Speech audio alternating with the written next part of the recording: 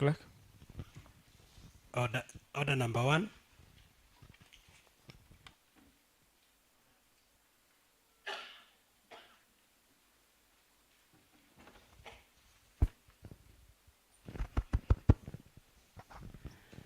Order number 1, administration of oath.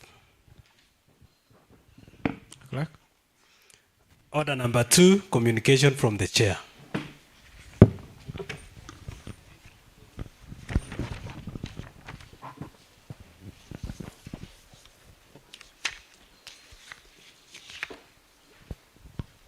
Honorable members, I'm in receipt of communication from the Managing Director, Eldoret Water and Sanitation Company, LDOS, Mr. Peter Kibet Arabi Watch, on request for postponement of committee meeting invitation.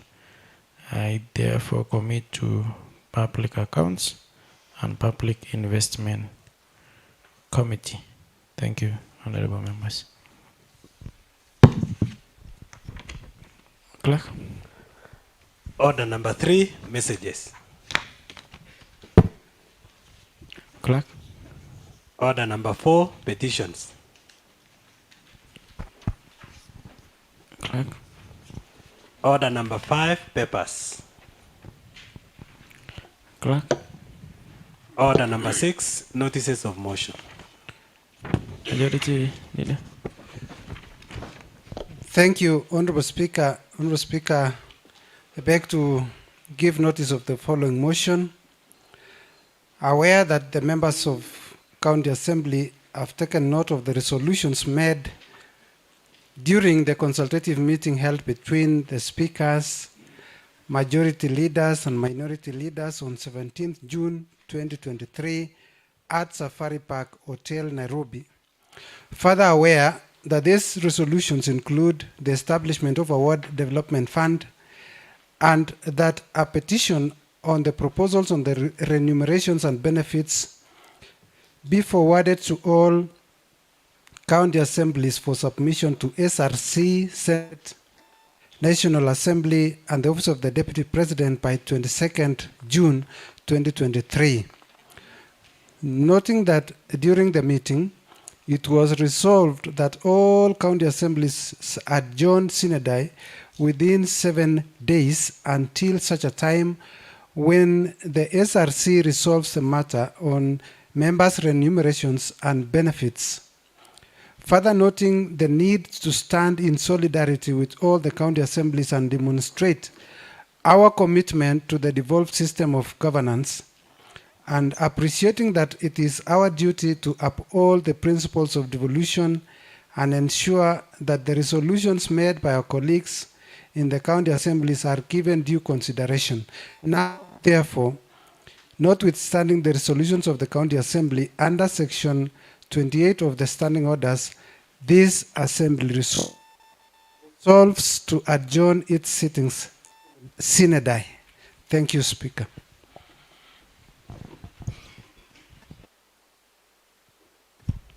Clerk. Order number 7, statements. Clerk. Supplementary orders of the day. Order number 8, motions and bills. Clerk. Order number 9, motion. Leader of Majority. Thank you once again, Honorable Speaker. Honorable Speaker, allow me to move the following motion. Aware that the members of the County Assembly have taken note of the resolutions made during the consultative meeting held between the speakers of county assemblies, majority leaders, minority leaders on 17th June 2023 at Safari Park Hotel, Nairobi. Further aware that these resolutions include the establishment of a ward development fund and that a petition on the proposals on the remunerations and benefits be forwarded to all county assemblies for submission to SRC, Senate, National Assembly, and the Office of the Deputy President by 22nd June 2023. noting that during the meeting it was resolved that all county assemblies adjourn sine die within 7 days until such a time when the SRC resolves the matter on members' remunerations and benefits.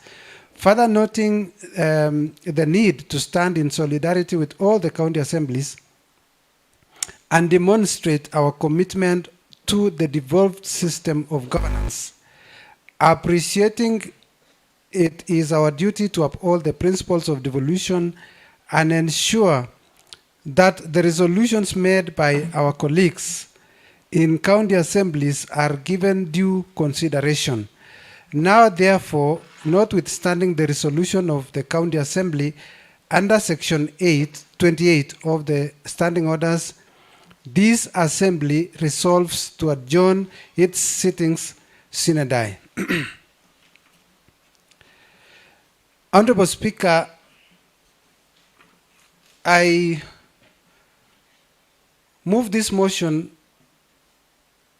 this afternoon following a resolution of the meeting of leaders of county assemblies that was held under the umbrella of CAF, or County Assemblies Forum, which, Honorable Speaker, it was resolved that following the continuous engagement by county assemblies and SRC, which is a body that is charged with the responsibility of setting the benefits and the remuneration of state officers at both the national and the county governments. Honorable Speaker, following the negotiations and the engagements that CAF and various other stakeholders have had with SRC, it was noted, Honorable Speaker, that we are not making progress because it was reported in the meeting that SRC have taken a very strong stand against the members. Honorable Speaker, we as members of the County Assembly are going through very difficult situation. And for this reason, Honorable Speaker, in the last assembly, the remuneration for members had risen up to 147,000 Kenya shillings. To our dismay, Honorable Speaker, when this new assembly started, SRC out of nowhere decided when members were out in the field looking for votes, the remuneration for members was decreased from 147 to 86. We do not understand how a member of county assembly is able to discharge his or her duties with that amount of money. Members have taken loan. Members have families. You talk to a number of members, and Honorable Speaker, it is so shameful that some of our children are not able to go to school because we cannot raise school fees. And therefore, Honorable Speaker, and to this point, we want to stand with all the county assemblies of Kenya to make sure that all our county assembly members are given the due recognition. With these recommendations, Mr. Speaker, we have our assembly had several meetings, including yesterday, which we had very, very fruitful discussion here in our Kamukunji, and even this morning, where you are in attendance, Honorable Speaker. We have decided that we now adjourn the sittings of this assembly in recognition of the many challenges our members are going through. In fact, when you talk to some employees of the county government, sometimes they laugh at you because some of our junior employees earn more than the members of the county assembly. Members have also been on the issue of the Equitable Ward Development Fund, which is key in devolution, because once money comes from Nairobi, it must go down to the wards. Luckily, Honorable Speaker, in our county, we have a division of revenue arrangement between the flagship programs and the ward-based programs. But that must be anchored in law. Therefore, collectively, as all members of the county assemblies in the country, we have deliberated on this issue. We feel that this is something that must be done in order to safeguard devolution. Honorable Speaker, some may ask, why are you adjourning your house at this particular time when it is time to pass the budgets? In our discussion, Honorable Speaker, we have up to 22nd of June, which is the day after tomorrow, in which we are supposed to process the issue of adjournment and the issue of presentation of petitions to the various offices that has been mentioned. The office of SRC, the office of Senate, the National Assembly, and the office of the Deputy President. So we want to fall within that time frame because we want to stand with all the county assemblies in Kenya. And lastly, Honorable Speaker, as we discuss this motion this afternoon, I want to ask our members, the focus really is not about our remuneration. The focus is we want to make sure that devolution works now and in future. Because if devolution does not work, then all the gains that we have had in the new in the Constitution 2010 will then be fruitless.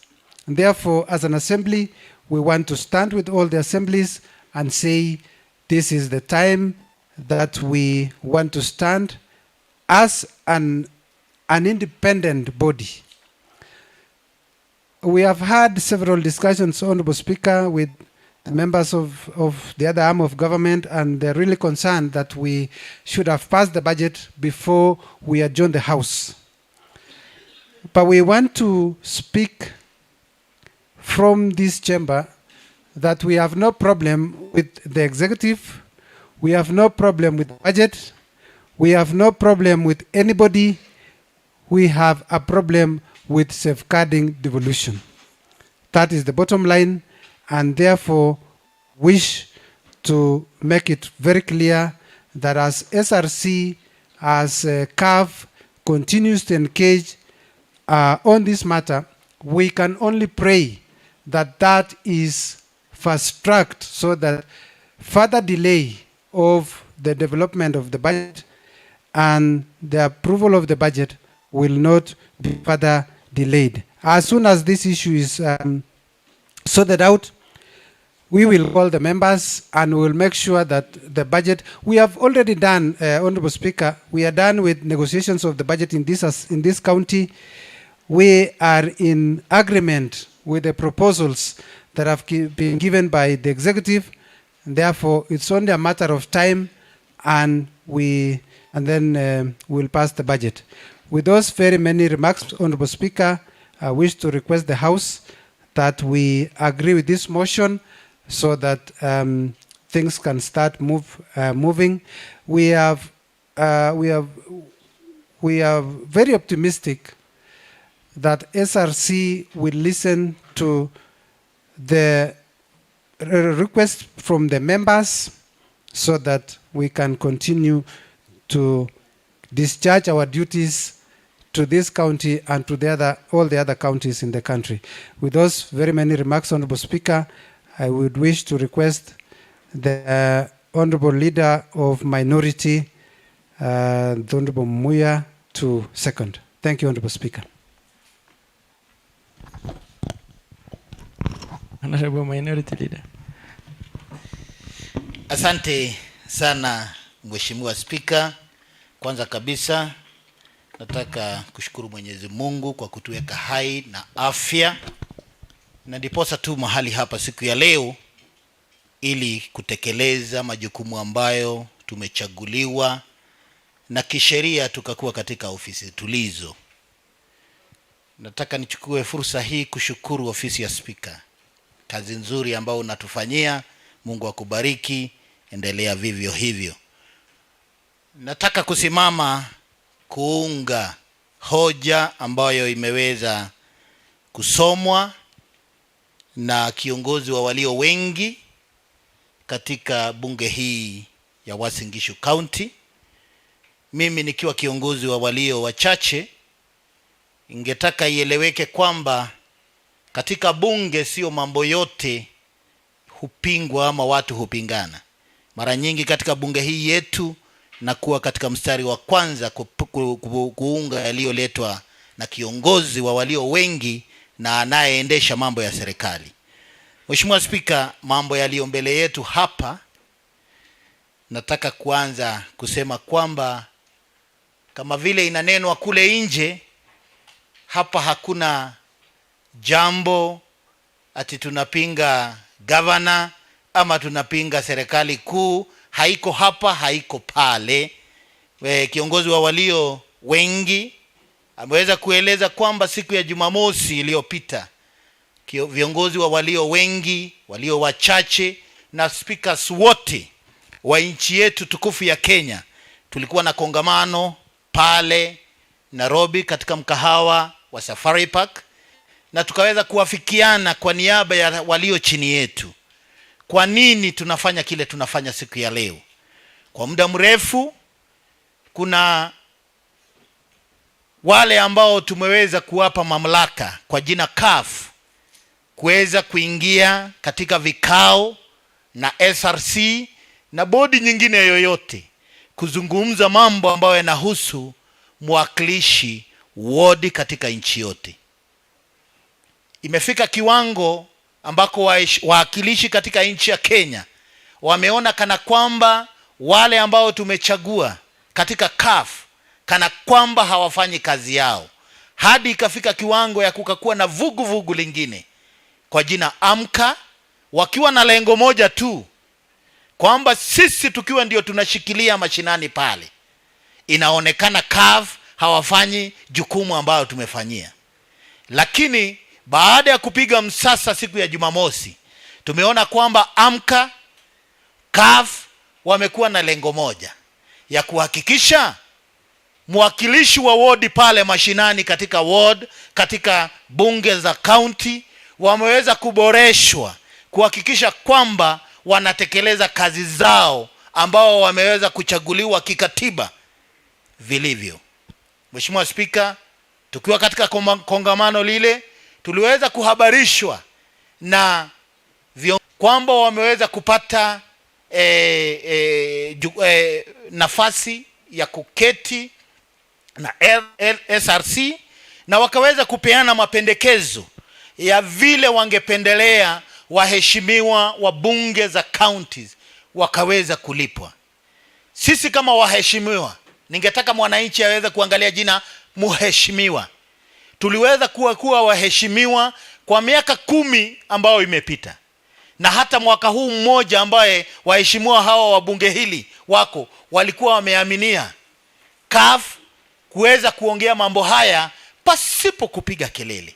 Lakini imekuwa ni kuweka chuvi kwenye kinonda, kuweka msumari moto kwenye kidonda. Tulipoona wiki iliyopita SRC wameweza kusema mheshimiwa wa bunge la county aongezewe tu shilingi 10,000 katika mshahara wake. Tunataka ikuwe wazi, bunge hii ikiwa inaongozwa na waheshimiwa wa bunge la county ambao ni MCAs, wamepewa majukumu makubwa. Ya kwanza, tunapiga misasa ama msasa wale ambao wanakuja kuwa mawaziri katika serikali za county kwa jina CECMs. Na baada tu ya kuwapiga msasa na kuwapitisha majina yao, SRC hiyo imepea huyo waziri zaidi ya 400,000. Sio yule tunapiga msasa hapa anapata kukaribia shilingi 1,300, na yule alimpiga msasa anapewa tu shilingi 86,000. Je, hii ni ungwana na ni haki? Na kama hiyo haiwezi eleweka, mimi ambao ninapewa hiyo pesa duni ndio ninatakiwa kwenda kuambia huo waziri ambao anapewa karibia 1,500, hapa umefanya kazi vibaya, hapa mamilioni tuliweka ya kazi hii haionekani. Je, ataweza kuniheshimu? Na ndiposa ikafika tukasema SRC, kwa sababu mmedharau wale ambao tumewapa kiheshima, ambao ni CAF, kunegotiate kwa niaba yetu. Sasa sisi tunataka tuwaambie ni sasa, na kama si sasa ni sasa hivi. Na tukasema hivi, kuna bunge zaidi ya 18 waliokuwa tayari walikuwa wameweka vitu vya kufanyia kazi chini, yani walikuwa wamefunga bunge zao. Tukasema kwa siku 7 kutokea Jumamosi, wale ambao hawajafunga wamepewa nafasi kwenda kufanya hivyo. Kwa kufanya hivyo tunafanya nini? Tunataka kwamba SRC ambao wamedharau CAF, dharau mwakilishi wodi, wakaona umuhimu wa kuketi chini na kuweza kureview ama kuangalia upya kile ambao mwakilishi wa wodi na kazi nyingi wanaofanya wanatakiwa kulipwa. Jambo lingine la kufanya tukaweza kufunga siku ya leo bunge letu. Senate tunawashukuru kwa dhati. Wiki 2 zilizopita tuliwaona na tunashukuru Mheshimiwa Cherargei alipeleka hoja bungeni kuhusu matakwa ya MCAs, na tukaona wote ambao wako pale Senate waliungana, mkubwa mdogo, wa ODM, wa Azimio, wa UDA, kusema sisi ndio waangalizi wa devolution. Huyu mtu anaitwa MCA asipoangaliwa, je, tutakuwa tunafanya nini? Mwananchi pale chini amekuwa kidanganywa kwa miaka 10 kwamba MCA analipwa zaidi ya 1,300. Ukweli ukihidhiri, uongo unafanya nini? Unajitenga. Ukweli ulishajulikana. Hawa watu wanaitwa waheshimiwa wa bunge la county, wanapewa tu 88,000. Hizo zingine ni sitting allowance. Usipoketi basi mshahara yako inafika pale. Je, tumesema Mheshimiwa Spika, tunaungana na dunia yote na Kenya nzima, waheshimiwa wote wa bunge za county kusema wakati ni sasa, na kama si sasa ni sasa hivi. Na baada ya kufanya vile tunafanya siku ya leo, kuna mambo ambayo tulikubaliana, kwa sababu County Assembly CAF walikuwa wameweza kufanya jambo lao. Was it majority commissioner? Was point of order.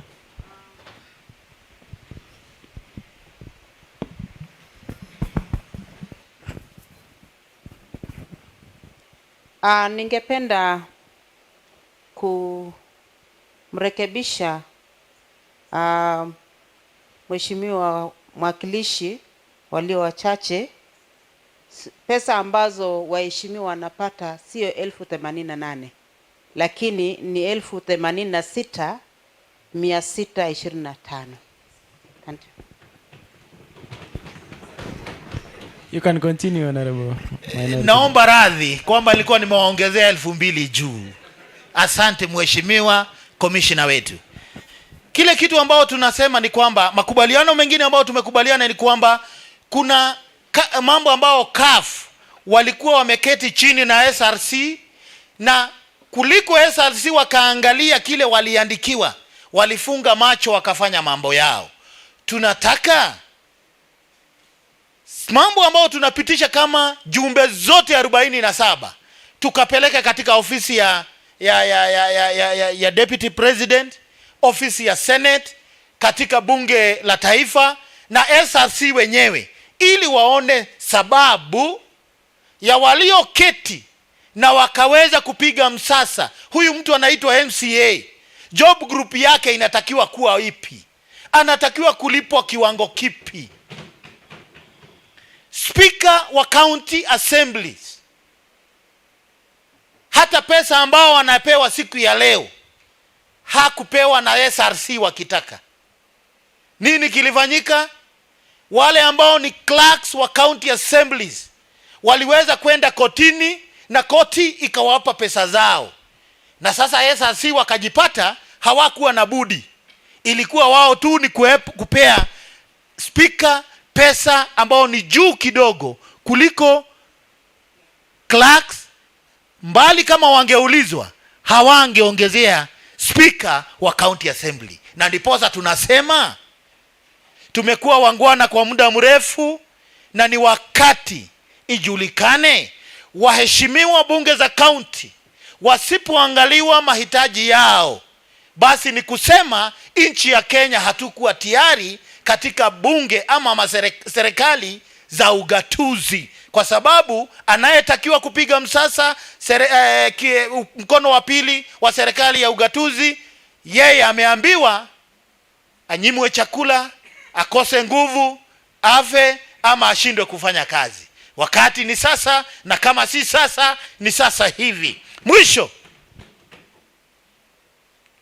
kuna watu kule nje wanajaribu kusema ati sisi tuko siku ya leo kama bunge ya Uasin Gishu tukikataa kupitisha bajeti ya mheshimiwa governor. Mimi ambaye ni msema kweli, ambaye siogopi mtu, naogopa Mungu mwenyewe, nataka kusema hivi: ni jukumu la serikali mkono wa pili wa serikali ambao unaongozwa na governor kuweka makadirio ya pesa za serikali. Wanaileta katika bunge, tunapiga msasa. Mambo haya yote tumefanya na tunaona wanaendelea kufanya yale tuliwaambia watekeleza, na muda upo wa kupitisha hii bajeti. Kwa hivyo hatufanyi siku ya leo jambo lolote ambao inahusiana na bajeti, ieleweke vyema. Hata ile kongamano la devolution sisi tuwajua, tunaingojea kama jana itafanyika Uasin Gishu, lakini ieleweke ni wabunge za counties wamesema ni wakati. Councils of Governors kwa muda mrefu wamekuwa wakiongea mambo yao, hakuna hata siku moja wamewahi kaa wakasema watu ambao wanatupitishia sheria kule bungeni hawaangaliwi vizuri. Ni wakati sasa chair wa Council of Governors aite governors wote Nairobi, aseme kwenye umefungiwa bunge, kwengu nimefungiwa, tufanye nini? SRC, fanya unalotakiwa kufanya. Serikali kuu ikiongozwa na Rais Daktari William Samoei Ruto, tunawaheshimu, lakini pasipo jumbe za county assemblies kupitisha zaidi ya bilioni 380 kama nakumbuka, zenye zinaenda katika county governments, pasipo kupitisha mambo haya katika bunge za county assemblies, ni kusema pia katika utekelezaji wa serikali kuu utakuathari. Kwa hivyo ni wakati mwafaka serikali zote waangalie, waseme huyo ambaye anasema hajatendewa haki ni nani na ni nini kinatakiwa kufanyiwa. Watu warudi kazi mara moja, tuitwe, tuendelee na kazi, kwa sababu kama kuna watu ambao wamesupport serikali ama wameunga mkono, wameshikilia gavana wao, ni Uasin Gishu. Nguzo 10 za gavana wetu tumemshikilia kutoka asubuhi mpaka jioni. Hata watoto wenye hawakufikiria watapata maziwa, leo hii Uasin Gishu wanakunywa maziwa. Nani kama Uasin Gishu?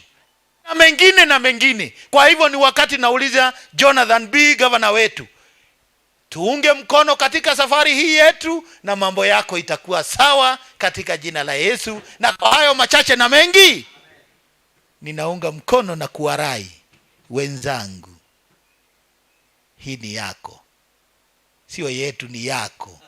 Simama nalo kwa sababu linakuhusu sana. Asante Mheshimiwa Spika, naunga mkono.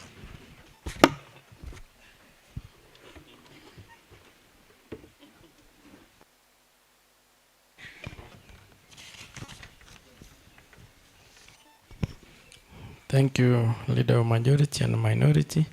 I will now propose a question that, aware that the members of County Assembly have taken note of the resolution made during the consultative meeting held between the speakers, majority leaders, and minority leaders on 17 June 2023 at Safari Park Hotel, Nairobi. Further aware that this resolution includes establishment of a War Development Fund, and that a petition on the proposal on the remuneration and benefits be forwarded to all county assemblies for submission to SRC, Senate, National Assembly, and Office of the Deputy President by 22nd June 2023. Noting that during the meeting it was resolved that all county assemblies adjourn sine die within 7 days until such a time when the SRC resolve the matter on members' remuneration and benefits. Further noting that the need to stand in solidarity with all the county assemblies and demonstrate our commitment to the devolved system of governance, appreciating that it's our duty to uphold the principle of devolution and ensure that the resolution made by our colleagues in the county assemblies are given due consideration. Now, therefore, notwithstanding the resolution of the County Assembly under Section 28 of the Standing Order, this Assembly resolves to adjourn its sittings sine die. Debate. Honorable members, this is a debate. We will give each member not more than 5 minutes, and I hope we will be through by that time. So I see the quorum is good, and I wish next time and all the plenary sittings will be like this. I know maybe we'll start with Honorable Iganjo. Yes.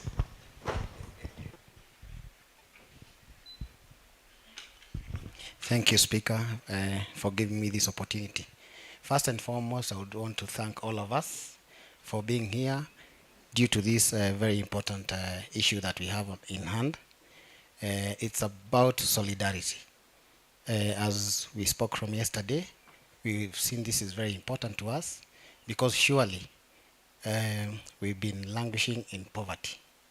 My own daughter, who's very young, she was watching television the day before yesterday, and she asked me, "Daddy, what's going on?" I told her, "Young daughter of mine, I love you. Everything will be well. It shall be well very soon." In fact, I did not explain to her, but she's been seeing on television.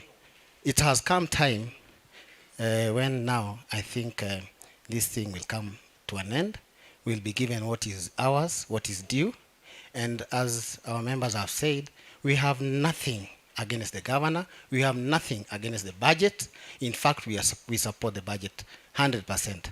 I stand to be corrected. I was reading somewhere, even if we don't pass the budget today, if we close, the governor can access 50% of I mean, everything will go on because he can access 50% of the recurrent, the other thing that he cannot is only development. And we are hoping and praying to God that this thing will be fast-tracked. We are going to be given our dues in due course, 3, 4 days, 5 days, I don't know. We'll come back to the house and we'll continue as normal. So I only want to ask my fellow honorable members, kindly, let's move together. Let's be supporting each other in solidarity so that in case of anything, we are together. Even if after whatever we are asking for is over, so that we can continue supporting our governor and the county so that we can move on with speed and, pass the bills that are before us for us to complete the journey together. Thank you so much. Honorable Mosque Bene. Thank you, Mr. Speaker, sir. Let me take this opportunity to support Majority Leader and Minority Leader and Mheshimiwa Waiganjo by supporting this motion.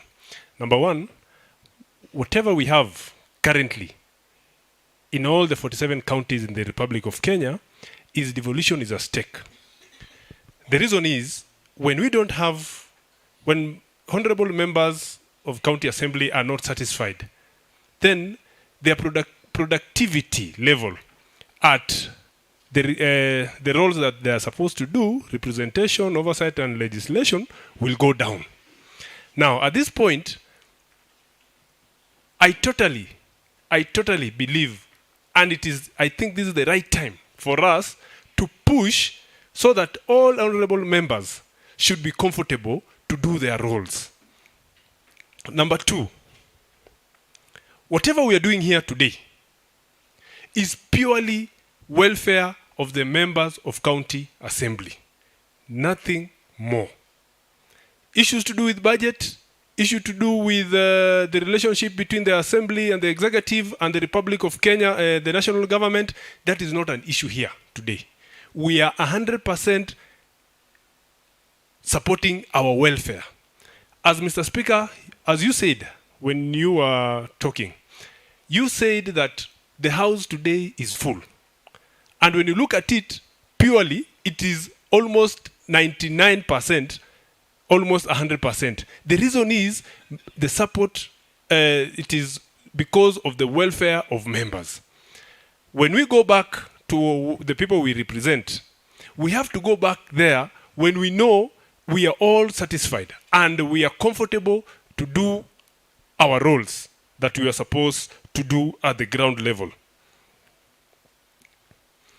Lastly, this county assembly and all the 47 county assembly in the Republic of Kenya, it is a house of presidents. The first devolution assembly did their part. The second devolution assembly did their part. Devolution should not die at the third assembly, at the third devolution. And one way of making devolution to be at par and for the next generation to come and continue with their oversight role, representation, and legislation. It is nothing to do with Mheshimiwa Kebenei or any other member here. It is all about the office of the county member of the county assembly. Because we know in the near future, some of us in this house will be lucky enough to be in other bigger positions. Maybe some of us will be women rep, some of us will be governors, and some of us will be working at the SRC. Now, honorable members, when you go to that office of SRC in future, kindly be human enough and consider the members of the county assembly during that time. Thank you so much, Honorable Speaker. Honorable Wanjoi. Thank you, Mr. Speaker. I rise to support this motion by the leader of majority. Mr. Speaker, we have three laws in this assembly, or as an MCA. One is legislation, two is representation, three is oversight.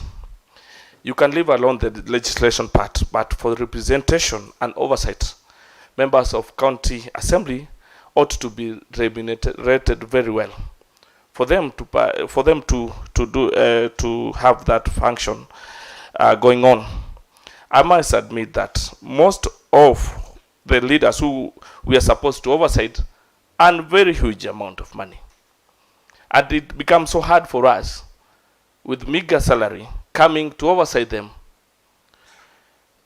How are we not likely then to fall into their trap, into falling into a trap of us being given something small by them in order for us not to oversight them? As we said, the governor earns clearly close to 1 million or 1 million at that. The CEC and CEO all earn 500 to 400,000 thereabout. But the person who's supposed to oversee them earns 86,000 or something like that. How then are we likely to perform our task? You know, the other day I had someone saying that this MCA doesn't deserve good salary for the reason that they are not educated or they fight too much at the assembly chambers. Mr. Speaker, we don't have any incident of us fighting in the chambers as a house. As a matter of fact, we have profession in this house. We have certified accountants. We have professional farmers. I myself am a holder of LLB degree in law from Moi University, and most definitely will be going for master's certificate. We have also chairman of Murenik, I'm reminded.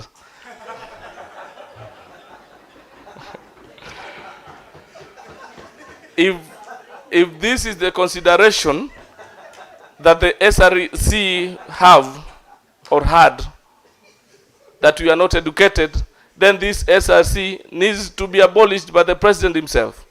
It needs to go, because their work, ever since they were created by the Constitution, is to decrease salary of elected members. Elected members don't earn more as other members. We only having a 5-year tenure in office. After that, only God knows if we come back. Mr. Speaker, let us rise to this occasion and support this bill, for this is the future of our devolution in this country. Thank you.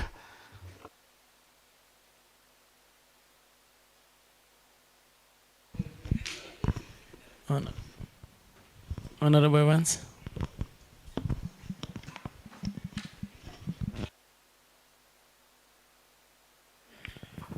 Thank you so much, Mr. Speaker, for the opportunity.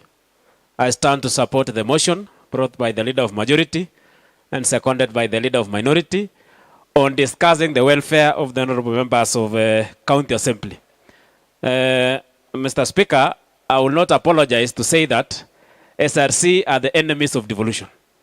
The reason why I'm saying that is because they realized, or they identified the office of the governor and also recognized the office of the CECM member and gave them good salary, including the car, including security, and even the driver. They also recognized the office of the CEO by giving them the car, good salary, security, and even driver. And they failed to recognize that there is the second or the first arm of the government, and that is members of the county assembly, or the county assembly of Uasin Gishu and the other county assemblies in Kenya. And we want to say this: for devolution to survive, for devolution to progress, the office of the member of county assembly must be empowered. And the only empowerment that they can have is good salary and placing them in good job group. Mr. Speaker, we are saying that roles comes with responsibilities. Roles comes with good benefits. We cannot tell us, or they cannot tell us, that we are the ones who are supposed to check the devolution, and yet we are only earning 86,000. We cannot be told that you are supposed to oversight the CECM member, the governor, and the rest, and yet we are only earning 86,000. Today, when roads are in bad condition, the residents may not even ask the CECM member who is earning 500,000. They are asking the MCA. Today, if the residents don't have water, they are going to MCA. Today, when the residents are not having medicine or drugs in the hospitals, they are going to MCA. Every morning, we are getting members of the public requesting for school fees, requesting for medical money. The SRC should not live as if they are in an island. They don't understand what is going on in the ground. MCAs, we are suffering. We are requesting that we adjourn this house and SRC to discuss with CAF and come with a resolution as early as possible. Then we will come back and pass the rest and discuss the issues that are in this county assembly. We are not against anything in the county government. We are not against the budget. In fact, Mr. Speaker, on record, budget is a process. It is not an event. And we've been participating in each and every process in making the budget. We are not against, and where we participated in even coming up with that budget. In fact, I'm supposed we participated in developing that budget as the county assembly was in Kishu. We want to say that here we are only discussing issues between MCAs and the SRC. Today you're called an MCA. You are Mheshimiwa. When you're walking along the streets, everyone tells you, hello Mheshimiwa, how are you? And the reality is you are not empowered and pocket-wise. You cannot even say, and they have a lot of expectations in the office of the MCA. And we really want to say there is no need to call MCA state officers. And remunerations are not hand in hand with that title of state officer. We want to stand and say that we are the ones who are supporting devolutions. We are the starting point of devolution. We are the ones who meet Raya from the word go, not even the other offices. And we want to say this. It is high time SRC to see that MCAs are doing a lot of work to recognize the office of the MCA and to make sure that they are placing MCA in good job group. But coming up early in the morning and saying that we are adding MCA 10,000, that is an insult. That is an insult. That is what you call in Kiswahili madharau. We are all learned, as said by the minority whip. We are learned. All of us, we have degrees. All of us, our minimum qualification here is even diploma. Most of us, we have diplomas and degrees. But you cannot just say that MCAs, we are just adding them 10,000. And number two, those 2017, even the money was more. The SRC was supposed to review, to go up, not reducing the salary. Otherwise, for those few remarks, Mr. Speaker, I'm standing to say that we are supporting the motion and we want to really demand and request the SRC to review the remuneration of the members of the county assembly. Thank you.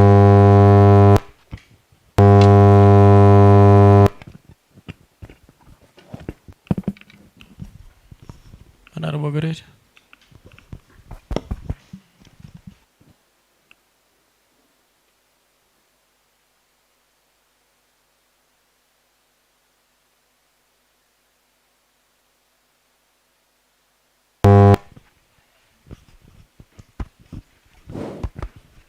Thank you, Mr. Speaker, sir. I rise to join my colleagues to support the motion that this House do adjourn to Synodai. Mr. Speaker, I want to say that SRC, the way one of the honorable members has said, is an enemy of devolution. I would agree with that because, one, today you've said that the House is almost full 100%.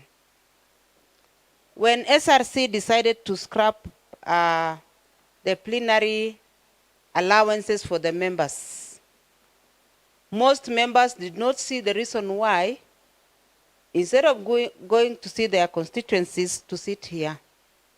And therefore, Mr. Speaker, that was actually demotivating the members to come to the plenary.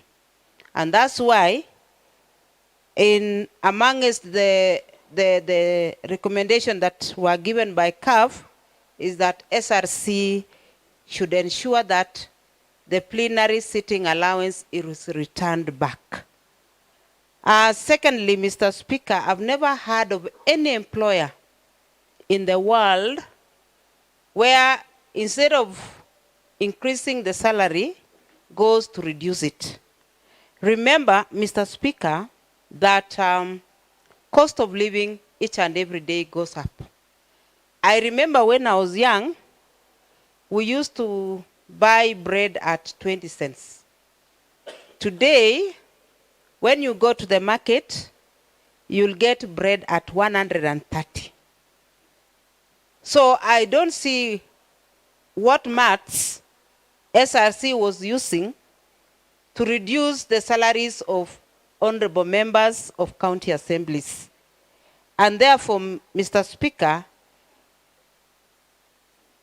I want to say that they should be honorable enough to ensure that MCAs are remunerated well. Mr. Speaker, these honorable members have suffered for so long in quietness. You can imagine until some of the honorable members went to a corner to decide to say that we must wake up. The AMCA team, having looked at the team of CAF, it was like they were not representing the honorable member the way they were supposed to. And that's why today we have two teams fighting for the welfare of honorable members. Just because SRC did not respect the CAF leadership. And therefore, Mr. Speaker, we are saying no business will continue until SRC adjusts the salaries of honorable members for county assemblies upwardly, and not just giving 10,000 shillings. What is 10,000 to an honorable member? You can imagine even our secretariat amongst us are earning more than an honorable member in this house. And these are the people you are supposed to be telling them to do you the minutes, the report writing as it is supposed to be done. How do you command somebody who is actually well empowered than you? That is the challenge that most honorable members have been having. And that's why devolution, in most cases, have been compromised. These honorable members, sometimes maybe because of lack of empowerment, and that's why you hear the word circulating that the MCS are sleeping in the same bed with the governors. Because they go there begging to be given something small. And that is what we are against, because it is killing devolution. Therefore, Mr. Speaker, I want to support my colleagues who have spoken that we do adjourn to Sinadai until SRC behaves. Otherwise, we don't see the reason why we should be having that office in place, yet it is not really looking into the welfare of the honorable members. Thank you, Mr. Speaker. I'm seeing only this side. What's happening with the other side? Honorable Kering. Honorable.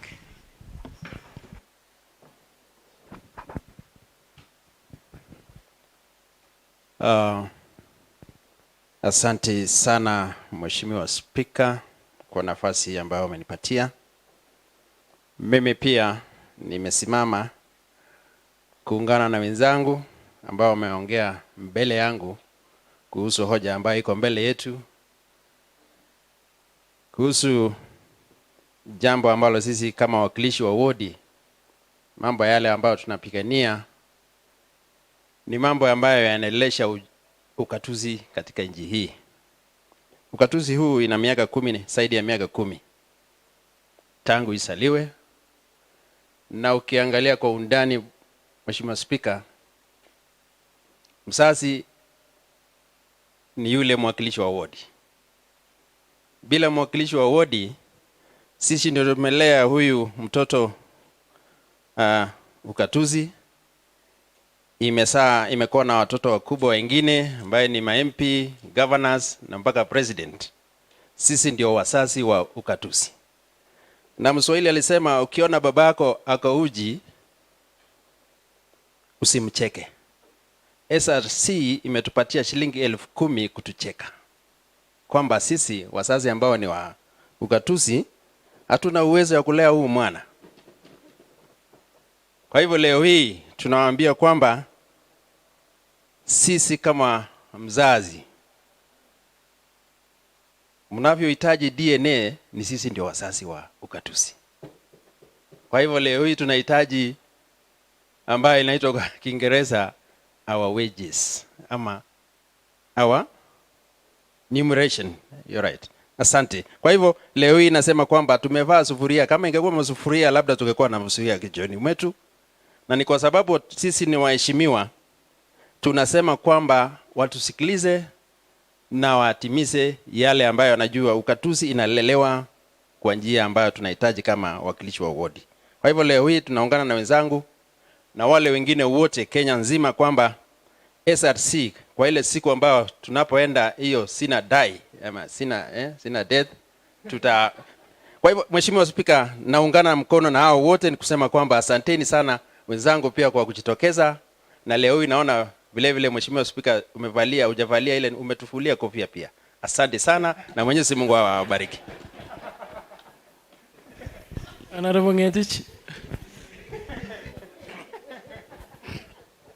Thank you, Mr. Speaker, for giving me this opportunity. I join my colleagues in supporting the motion moved by the Leader of Majority that we adjourn Synodi as we fight for our welfare in terms of our remuneration as members of county assemblies. Mr. Speaker, for some of us who've had some history in this house, I want to start from the point you said that you wish that this house would be full like this every now and then, Mr. Speaker. Mr. Speaker, SRC killed that spirit. Why did they kill that spirit? We no longer have allowances for plenary. It is a common practice worldwide in every parliament that there is a sitting allowance in parliament. Now, when there is no sitting allowance in parliament, you have an activity at your ward level. What should you come and do in parliament? You'll rather go, be with your people, and avoid here. For parliament to strive again, for parliament to revive again, and county assemblies, we should have and we must have the plenary allowance. That is the point. If we don't have that one, Mr. Speaker, then don't expect members to be here. We'll be having challenges of quorum every now and then. For those of us who are fighting for us the CAF, we are very grateful.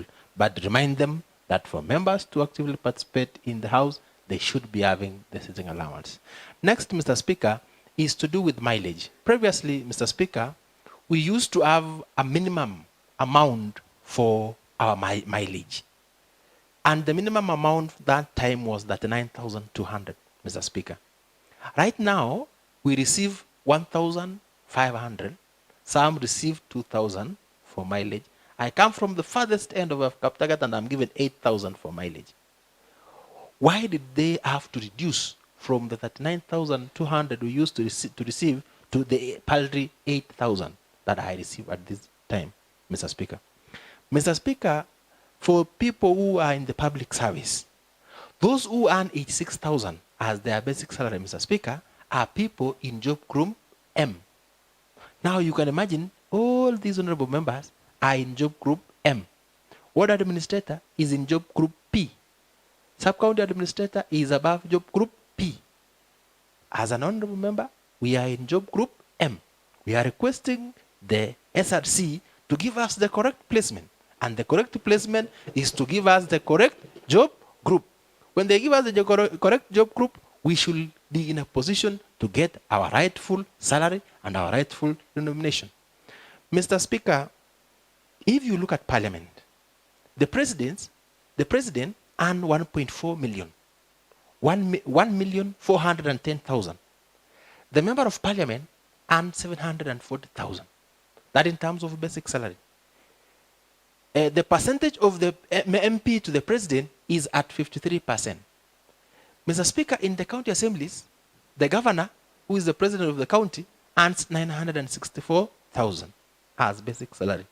The member of county assembly earns 86,200 as their basic salary. Now, as a percentage of 86 and 964, it's less than 10%. Where is fairness? Mr. Speaker, we want to request SRC that they should be fair to the county assemblies of this county. Mr. Speaker, if in the normal HR practice, there is nowhere in the world, unless on some serious inflation and other issues, there is nowhere in the world that you reduce salaries. The salaries are always reviewed upwards. Now, I don't know who advised the SRC to review our salaries downwards, where it is not a common practice anywhere in this world, and it is not supported in any HR practice. So we are demanding our rightful share, that our salaries should be reviewed upwards from where it was in the term of 2017 and 2027. So while we are going on Sinadai, Mr. Speaker, we are saying we don't object the operations of the county government of Uasin Gishu. We have worked with our governor harmoniously. We have worked with the executive harmoniously, Mr. Speaker. And we are ready to approve the budget anytime, or any other legislation, or any other policy that the executive could want. But for now, it is our welfare. Agenda number 1 is welfare. Number 2, welfare. Number 3, welfare. Thank you, Mr. Speaker. Honorable Maina Wachira.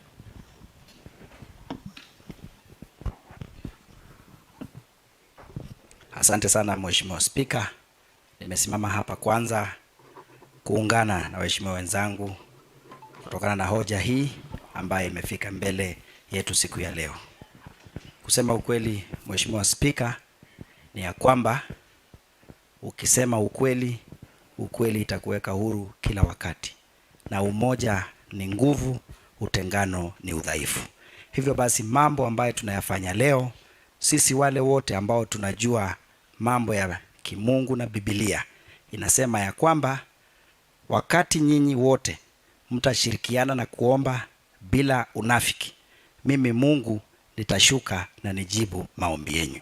Siku ya leo Mungu ameshuka katika bunge letu, ameshuka katika bunge la taifa lote la Kenya, na hivyo basi ninaona roho inatembea vizuri, na ninaamini ya kwamba muda mchache roho hiyo pia itaenda kwa wale ambao wanataka kutunyanyasa, na watasikia, na yule atataka kupingana na sisi atakuwa anapingana na Mungu, na tunasema hiyo ashindwe kwa jina la Yesu. Ya pili, Mheshimiwa Spika, nataka niseme mambo imechemuka. Ni historia siku ya leo, sisi zote tumekuja katika bunge letu, na karibu nami unaona niko na mheshimiwa mwenzangu Mheshimiwa Cheshi. Kuona Cheshi kwa bunge siku ya leo, ujue mambo si mchezo. Kila mtu anahitaji fedha, bila kusahau Mheshimiwa Mheshimiwa Kiboi, yeye kulingana na hali yake ya kutii maandiko na vile yako angekuwa nyumbani, lakini hata yeye pamoja na mgeni wako hapa wanataka fedha. Kwa hivyo Mheshimiwa Spika, mambo haya si ya mchezo, ni mambo ambayo sisi zote tushikane, na naamini ya kwamba kutokana na kupitiza hoja hii na mswada ya waheshimiwa, pia katika uchumi wetu, ugatuzi wetu, mambo itapanda juu. Hata katika kanisa, wale washirika wote watakapoingia katika kutoa matoleo yao, fungu la 10 itaongezeka na watumishi watafaulu. Kwa hivyo naunga mswada huu, na zote tushikane, na Mungu awabariki. Asanteni.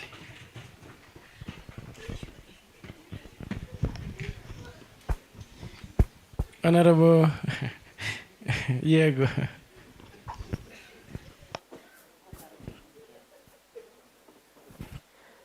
Thank you, Mr. Speaker, sir, for allowing me make my contribution. First, I want to join my colleagues, honorable members, in supporting this motion.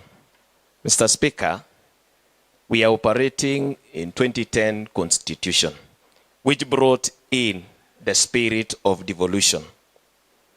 And for this devolution to succeed, Mr. Speaker, it lies squarely in the hands of the MCS. Mr. Speaker, the spirit of devolution, as I've said, lies squarely on the effectiveness of the MCS. And for MCAs to be effective, Mr. Speaker, they should also be well remunerated, because they are the people who are playing the role of ensuring that devolution succeed. So for this spirit to continue and ensure that this country achieves the intended purpose where we got the 2010 constitution, it lies squarely with the SRC.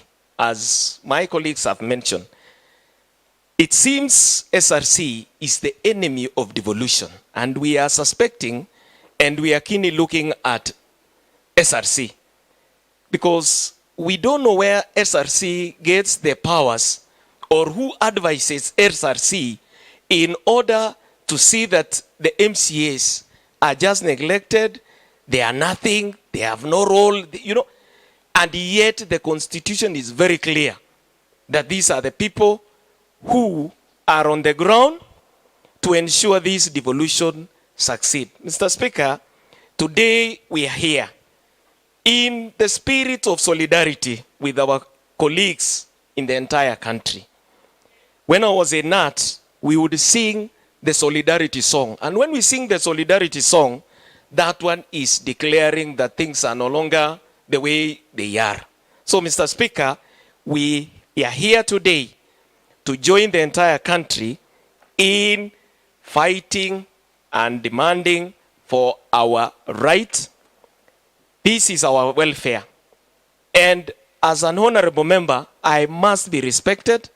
I must deliver as I play my role of oversight, representation, and legislation. I must be given my rightful position and respect in order to be effective and deliver as expected. Mr. Speaker, during campaign, I belong my party. We used to sing the bottom up. Mr. Speaker, as you look at the hierarchy of the political hierarchy, you realize the MCA is the bottom up. So we are now saying bottom up, and this is the time. Thank you, Mr. Speaker. I support the motion. Thank you. Deputy Majority Whip.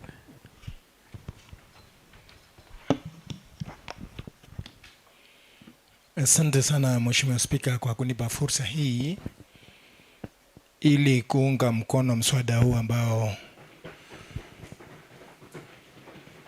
na unasikia venye waheshimiwa wanashangilia kwa mbwembwe.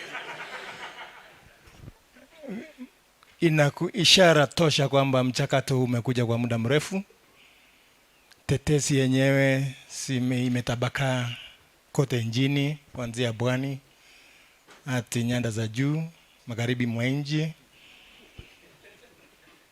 Mabunge haya ya katuzi hizi 47 zote wamesimama kidete kuania nafasi yao katika usawasishaji wa mapato yao ya kila mwezi. Sababu Mheshimiwa Spika, Mheshimiwa huyu mmoja anayechaguliwa katika wakilishi bunge la wadi kanasimamia idara sipatazo 13 katika sehemu yake wakilishi. Yule waziri moja wa uchukuzi anayesimamia idara tu moja, mapato yake ni juu ya 1,400. Ilali yule mjumbe amechaguliwa mwenyekiti wa idara hiyo ya uchukuzi na miundo msingi, mwisho wa mwezi anapelekea watoto yake yapatao shilingi 40,000 peke yake. Ni aibu kwa uongozi wa nchi ambayo nia mzuri ya ukatuzi imenyanyaswa vilivyo na tume hili la mshahara, tume la kuongeza mshahara. Shughuli za kila siku za huyu mwakilishi wadi inaanzia pale chini katika boma za wananchi ambao wanawakilisha. Yeye ndiye anaelewa shida za wananchi, yeye ndiye anashughulikia mapendekezo mengi ambayo yanafikia serikali kuu na yale yanafikia serikali za mabunge. Ni huyu mwakilishi ambaye yeye mwenyewe katika shughuli za kila siku anatangamana na wananchi wa nchi hii katika shughuli zao za kila siku, kwa sababu ya ile kuishi, kwa sababu ile mapato ambayo anapata haimwezeshi kuja kuishi katika miji, hataweza kulipia nyumba, hataweza kuishi vizuri, hataweza kula vizuri, sababu mapato yale ni machache sana.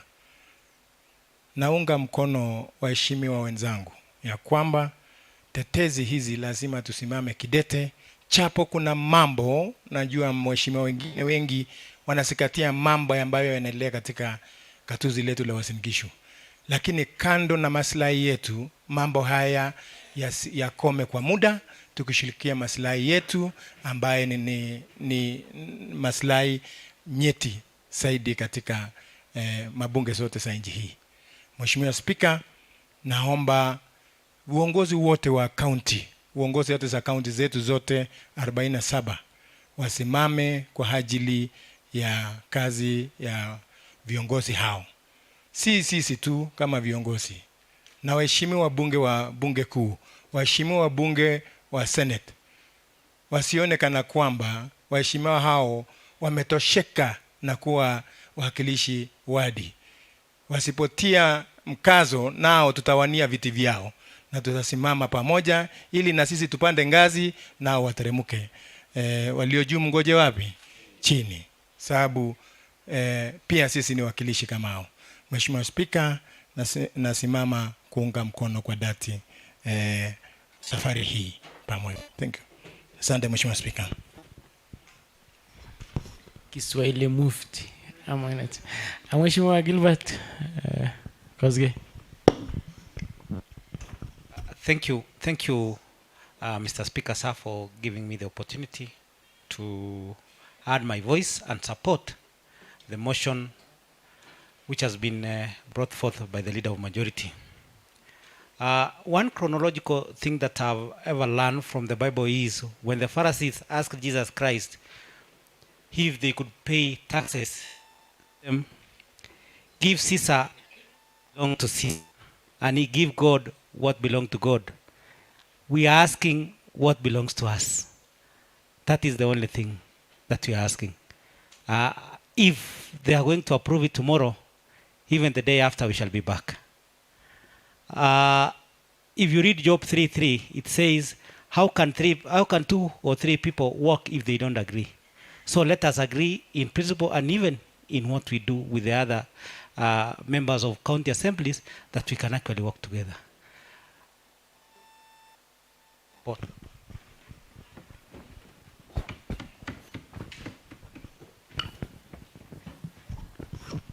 Honorable Nicholas Bitok. Asante sana Mheshimiwa Spika kwa nafasi hii ambayo umenipa niweze kuchangia mada hii ambayo iko katika bunge letu la Uasin Gishu County. Mheshimiwa Spika, nimesimama pia ili niweze kuunga mkono mjadala huu ya kuweza kufunga assembly hii ili wanao SRC ambayo wanaoongelea mshahara yetu waweze kuweza kutuangalia. Mheshimiwa Spika, nilipoenda nyumbani jana jioni nikaweza kukumbuka sana mambo mengi ambayo yalipita katika mawazo yangu. Nikaweza kupambana na kupambanua. Nilikuwa naona ni vema sana tuweze kupitisha bajeti hii ya county yetu ya Uasin Gishu kwa sababu ya mambo mengi ambayo tunahitaji. Tunahitaji developments, tunahitaji, tuko na wageni ya devolution conference ambayo wanakuja mwezi wa 8. na mambo mengi ambaye tungekuwa tunahitaji tuweze kuendesha katika kaunti yetu ya Uasin Gishu.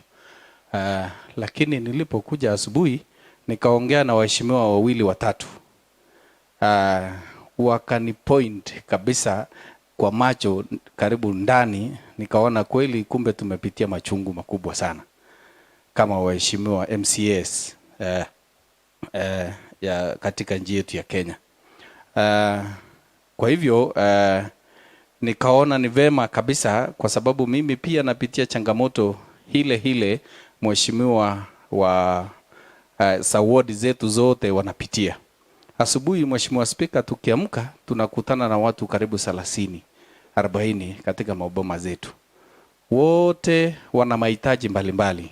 Wengine mabibi zao wamejifungua, wengine wako na watoto hospitalini, wengine wako na wamelala njaa, wengine wako na mambo mengi.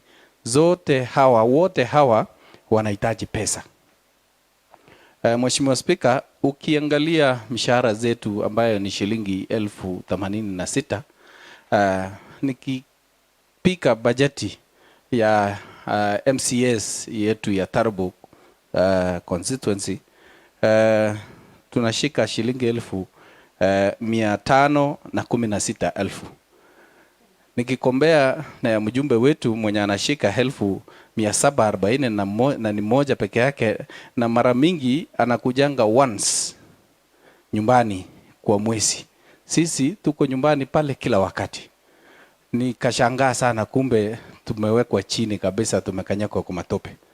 So Mheshimiwa Spika, nimesimama kuunga mkono mjadala huu ili tuweze pia tuonekane, kwa sababu tunabeba jina kubwa kushinda ya CC, kushinda ya CEO, kushinda hata na ya director. Hilali wote hawa wanapata mshahara mkubwa kushinda sisi. So Mheshimiwa Spika, ni vizuri sana tuweze kupitisha pasipo na mambo yoyote hile ya kusuia agenda hii katika bunge letu hii.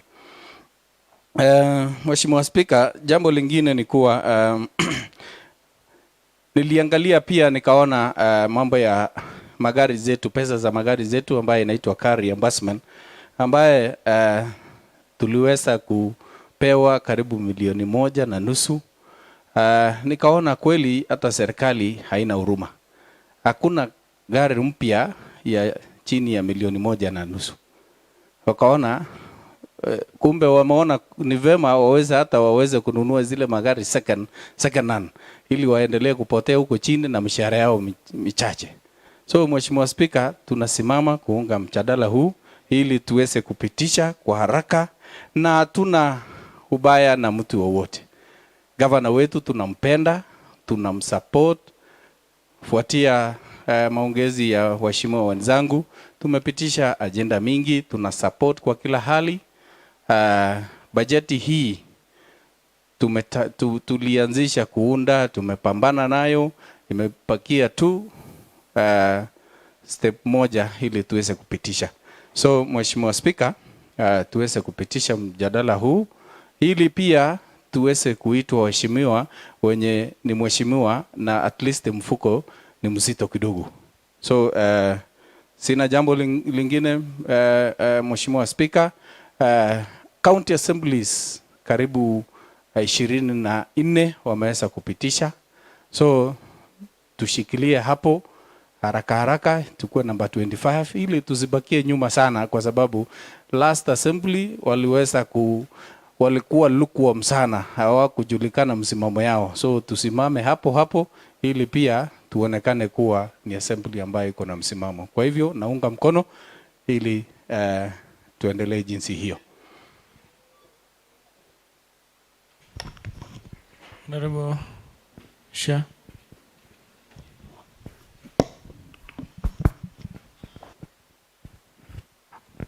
Thank you, Honorable Speaker.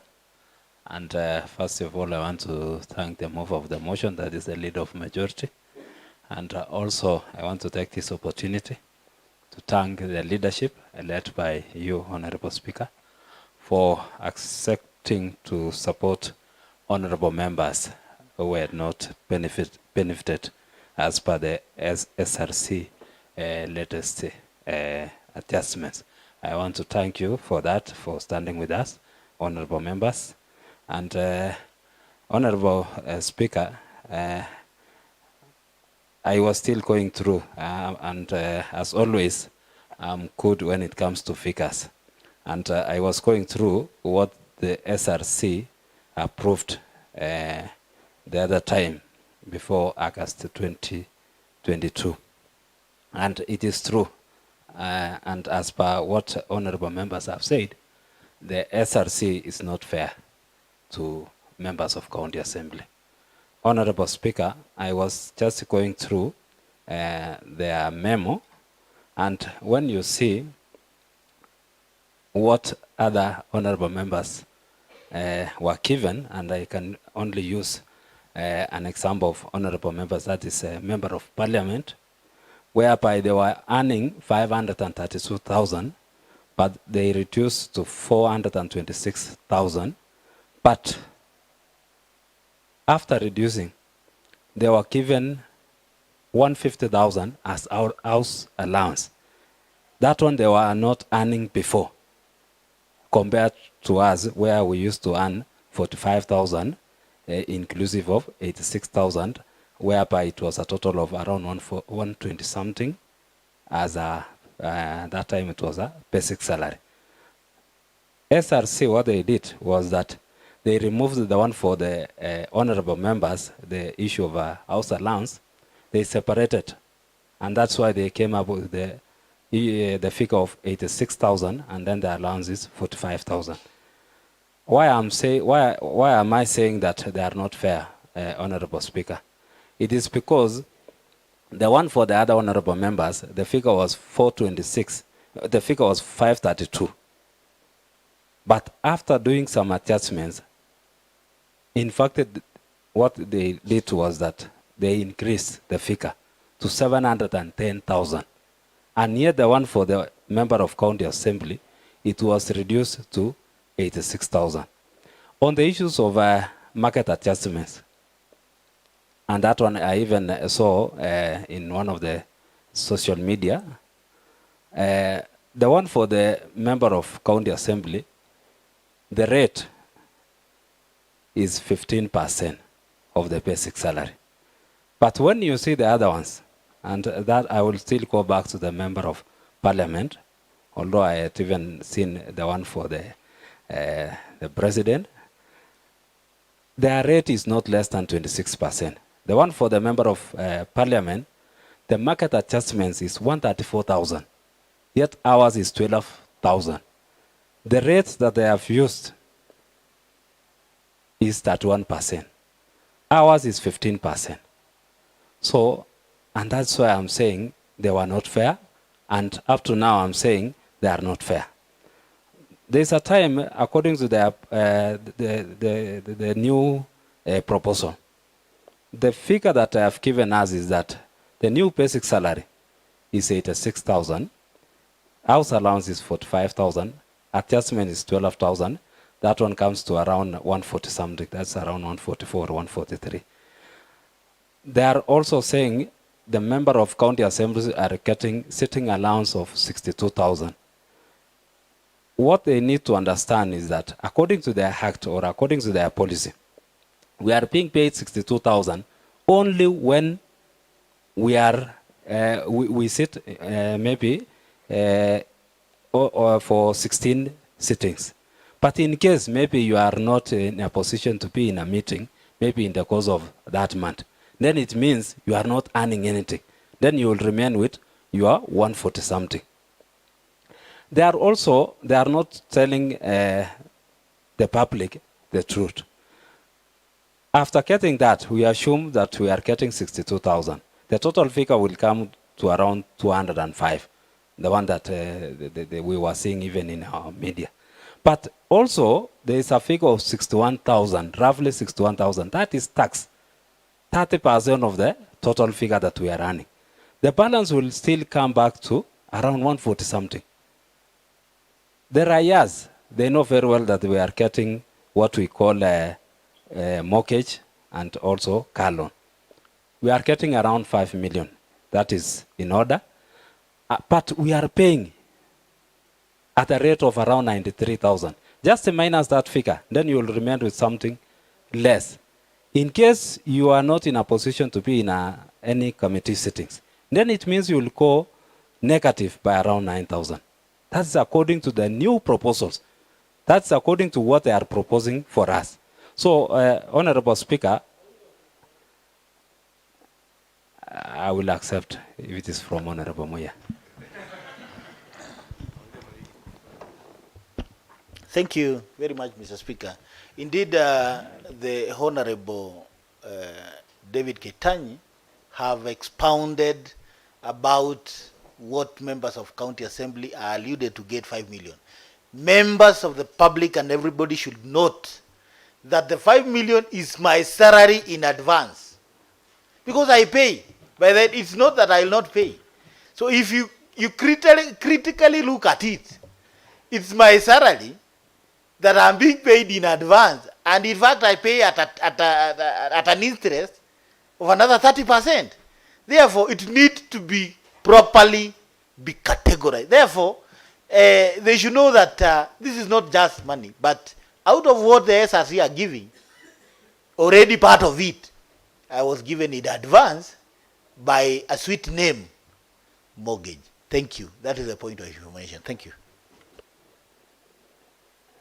You can wind up, Honorable Ketanyi. You can wind up. Thank you, Honorable Speaker, and thank you, Honorable Muya, for that information. And I think it is clear. Honorable Speaker, I was doing those calculations, and I've come to realize that we have to do something. And that's why I'm supporting this motion that we adjourned as the SRC continue maybe doing some mathematics. I don't know, maybe unless they were not good in maths. But I can see they are good, because when it comes to their allowances and their salaries, Honorable Speaker, I was going through. And this one, it was also in media also. The chairperson of SRC earns more than 700,000. The sitting allowance, as per what I heard from the Senate recently, they are getting 40,000 per sitting allowance, per sitting. So it means when it comes to their welfare, they are good. But when it comes to the issues of member of county assembly, that's the time they will just assume their mathematics and just put it the way they feel. I'm supporting the motion, Honorable Speaker. Honorable Gilbert Chepkong. Thank you so much, Honorable Speaker, for giving me this opportunity. Honorable Speaker, I am standing here to support the motion as proposed by the Leader of Majority, so that, Honorable Speaker, it should be known that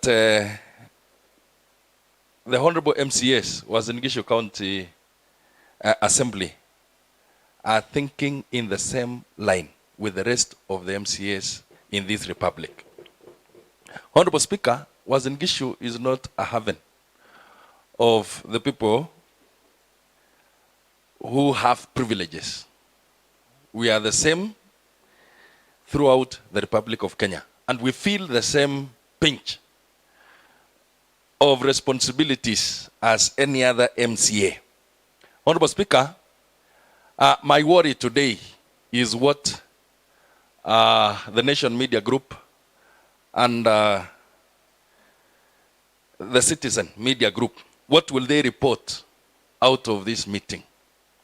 Honorable Speaker, I want to beg with them that we are not in deviance with the government. We are not in deviance with anyone.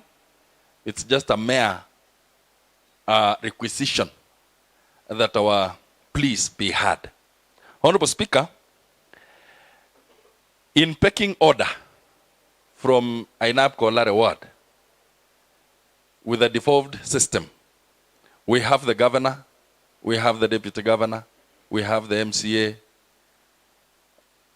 we have the CEC going down to the ward representative, that is the ward rep. Honorable Speaker, if that is said today, that let's use the salary to grade those people, we will have the governor, the deputy governor, the CEC, the CEO, the director, the ward rep, and then MCA, ako huko na madam wa ECD. That is where we are.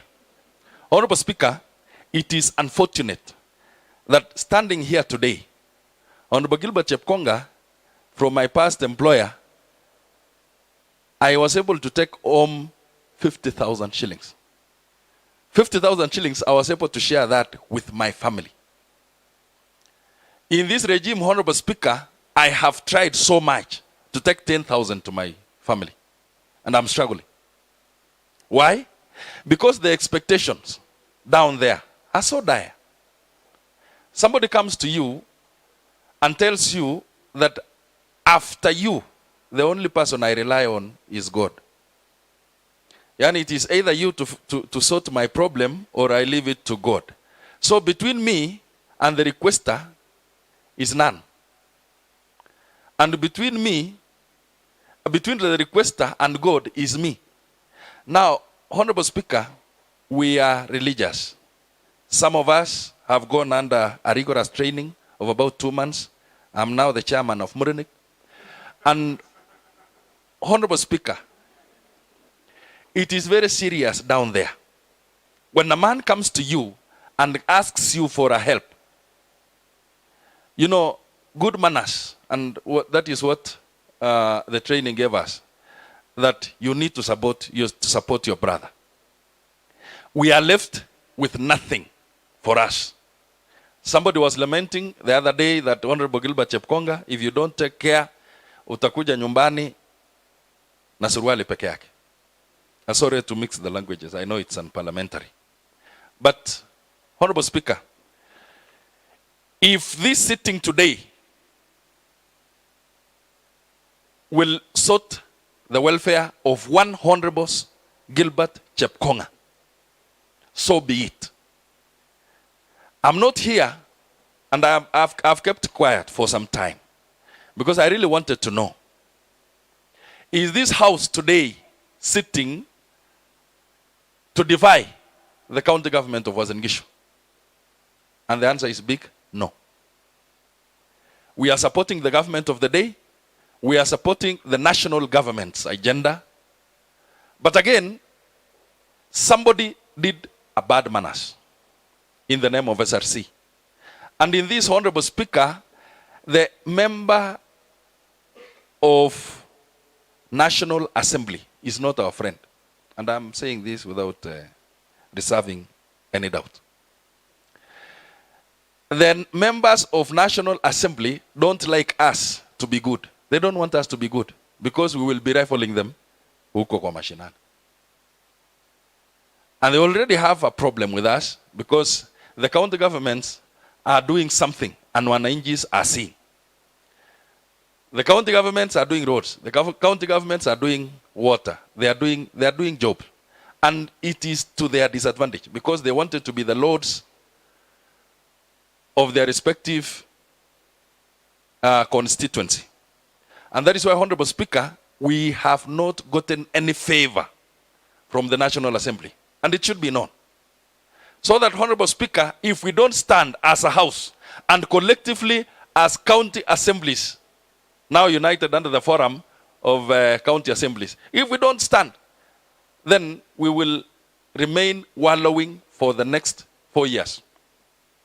Honorable Speaker, I want to thank you and the leadership of the forums that have united the MCAs nationally for standing firm and not just demanding what is ours. It is by asking them to be fair. The other time I was in a forum where the CECs were contributing some money. And I was left hanging because I could not give what they give.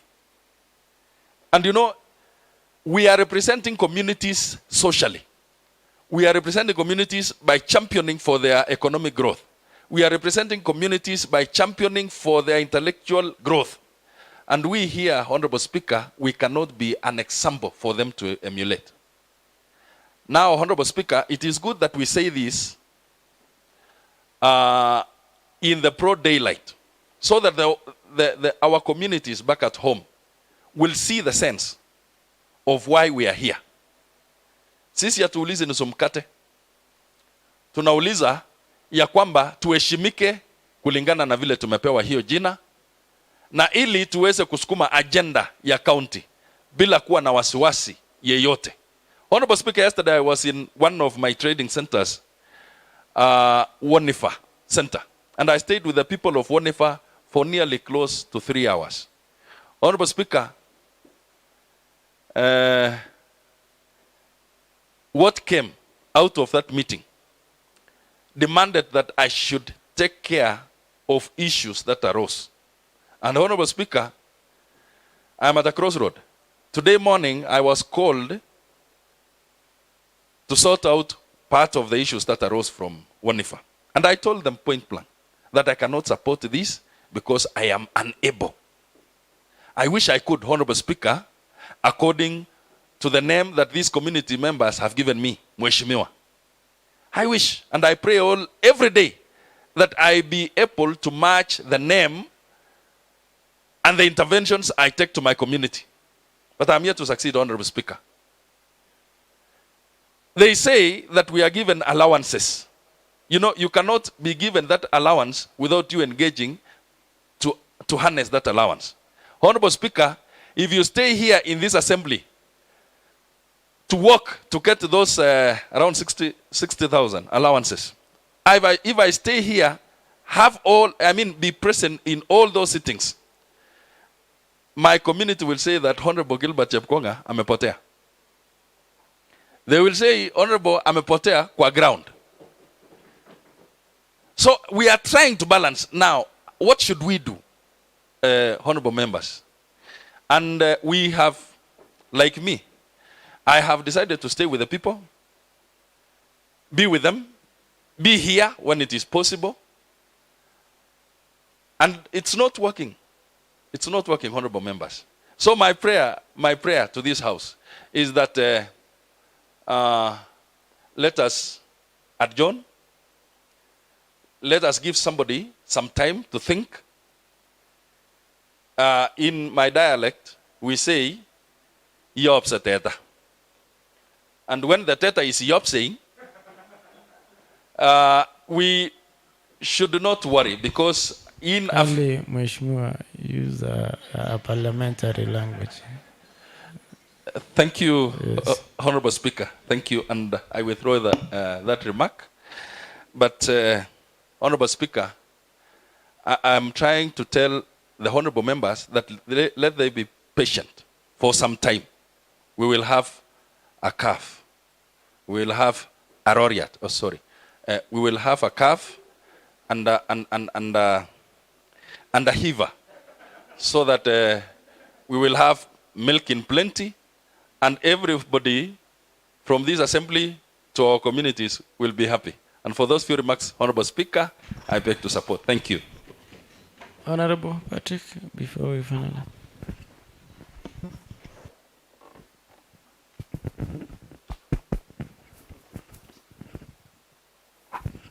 Thank you, Mr. Speaker. I rise to support the motion.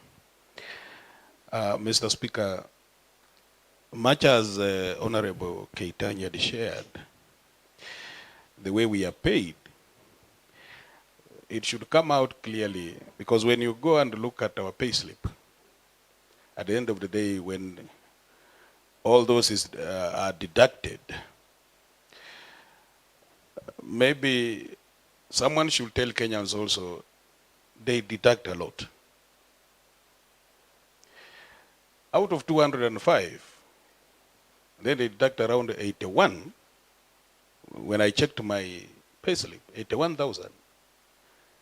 And then the mortgage issue comes in, I'm left with nothing. And during the weekends, Mr. Speaker, the last Sunday I had 11 fundraising. and I'm supposed to contribute 2,000 each and above. If you give 1,000, they say, what kind of a mheshimiwa is this? I also have several of them who are begging for loans, that I give them loans, Mr. Speaker. We also have those ones who are waiting for me to pay their bills in the hospital. Currently, I have two. One with 1.4 million. And I'm supposed to chip in. My family is also looking at me and saying, we have an honorable member in our... And they expect a lot. When we have the national holidays, like the other one we had recently, the communication will come from those involved that share with our MCA that we need something to support the holiday. The national, I mean, it becomes heavy. The members of, the civilians outside there, they also believe, and they also told me before I ended here, Mr. Speaker, that immediately you are sworn in, you are given 5 million before you start. So when I was sworn in, they expected the 5 million we come and share, only to discover that is a mortgage that I'm supposed to pay. And if I take mortgage, I don't expect anything at the end of the day. So everything starts and ends with the MCA down there in at the ground level. They expect you to cover their needs in the villages. So, Mr. Speaker, the misinformations that are outside there, people believe the MCAs have a lot of money. So immediately they see you walking on the streets, they expect you to do something for them. And because I live among the people, every now and then I have visitors. Compared with our MPs, they are only seen once or twice in a month or after 3-6 months.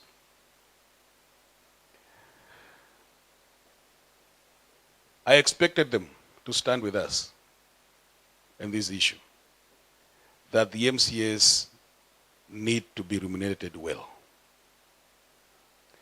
So, Mr. Speaker, it has come out in the point where members of, the civilians outside there, they have also understood the misinformation they had, that the MCAs are paid well. They are now getting the information, the MCAs are not paid well. And they have joined hands with us, most of them. I also thank the media. They have joined hands with us, sharing what is happening. As we adjourn, I believe I've been hearing these sentiments that we need the politicians to be in the SRC because they understand what the politicians go through. We hope that is going to happen so that in the future, those ones who are here will be joining the SRC in the future. They will not look down on MCS because that is where we begin. And I don't believe people will continue calling us the village elders because of the match we have. We are honorable members. They must respect us. Thank you, Mr. Speaker.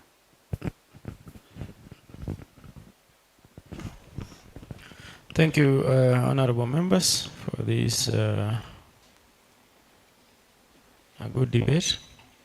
I think we are at the end of the debate.